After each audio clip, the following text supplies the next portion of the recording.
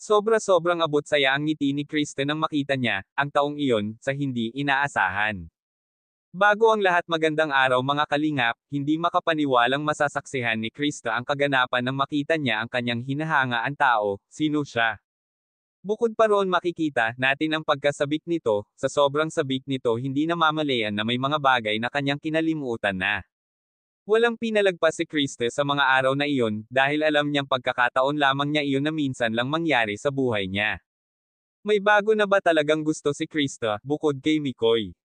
Walang makapagpatunay kung ano ang sagot, dahil hindi sapat ang mga naririnig lang natin, kung sila mismo ang magsasalita, dun mo mapapatunayan kung totoo ba talaga. Ano kaya ang nararamdaman ni Mikoy sa mga nalaman niya, na bukod sa kanya ay may iba pang gusto si Krista?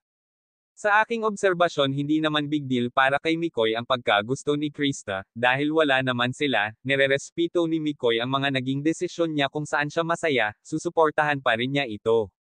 Nakakabilib bukod sa pagiging magkaibigan nila, nagdadamayan sila sa mga araw na masaya at kalungkutan na dumarating sa kanila. Hindi maiiwasan ang pagkalumo ng mga netizen, kung sakaling hindi na sila magiging tandem.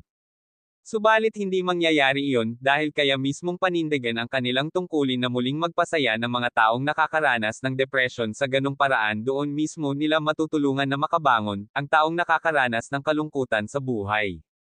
Sadyang mapagmatyag ang mga netizen sa mga kahina-hinalang galaw at kung paano magtratuhan sa isa't isa, masasabi natin na nakapagtataka na hindi sila nagkakailangan at masyadong dikit na sa isa't isa.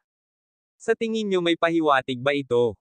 Nakadepende sa manunood kung ano ang kanilang opinyon. May kanya-kanyang paniniwala naman ang tao, nasa kanila na lamang kung ano talaga ang kanilang paniniwalaan, kung sa palagay natin kung saan mas maganda ang ipinapakita ng Mike Chris, mas bigyan ng pansin ang mabuting layunin nila. Maraming salamat, pakisuportahan po ang aking channel, at sa lahat ng bumubuo ng kalingap.